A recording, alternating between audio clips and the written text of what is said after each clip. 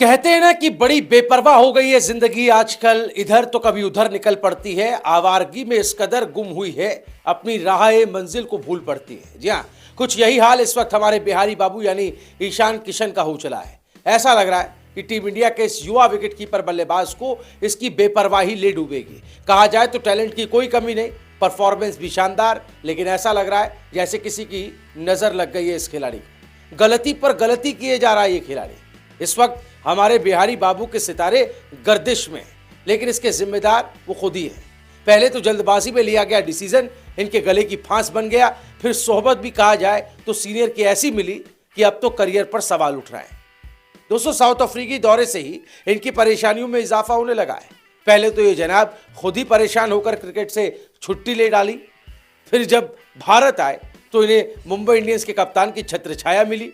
लेकिन पांड्या साहब की छतरी में ही न जाने कितने छेद थे, किशन बाबू को तो छाया नहीं मिली, बरसात ही भिगो गई, वो भी छतरी के तले।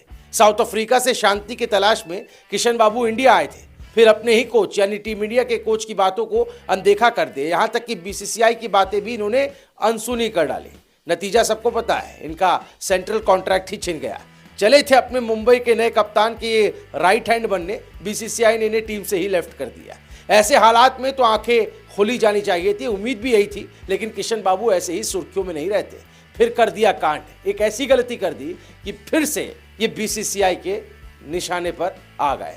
दरअसल रणजी ट्रॉफी से खुद को अलग रखने के बाद ईशान किशन ने डीवाई पाटिल घरेलू टूर्नामेंट के मैदान पर वापसी की।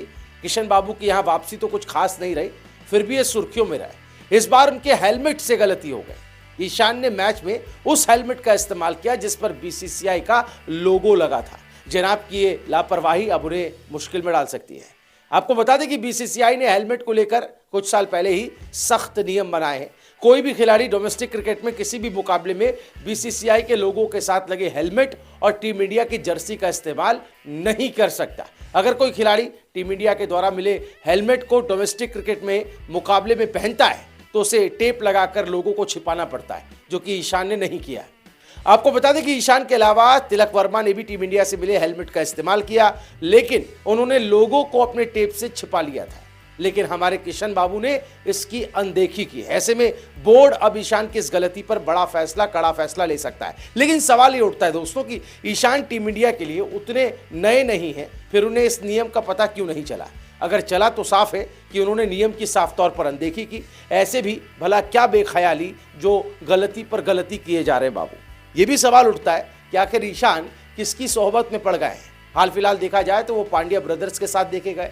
हार्दिक पांड्या तो उनके आईपीएल कप्तान के साथ ही एक सीनियर खिलाड़ी भी हैं, लेकिन ये क्या, उन्होंने ऐसी क्या घुट्टी पिला दी है किशन को कि वो किसी की सुन नहीं रहे, करियर तक की परवाह नहीं है। अब तो ऐसा भी लगने लगा है कि कोई उन्हें मोहरे की तरह इस्तेमाल कर रहा है। उन्हें यह तो समझना चाहिए ना कि हार्दिक का तो कुछ नहीं बिगड़ा, भले ही वो तीनों फॉर्मेट नहीं खेल रहा है, फिर भी वो बीसीसीआई की कॉन्ट्रैक्ट लिस्ट में ए कैटेगरी में, गुजरात से जो उनका कनेक्शन है। लेकिन हमारे भोले बिहारी बाबू को ये बातें कब समझ में आएंगी?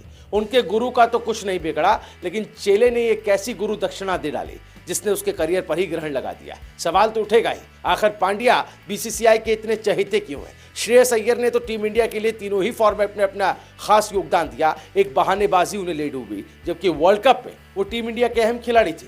लेकिन वो अपनी गलती को सुधार कर डोमेस्टिक में लौट चुके हैं।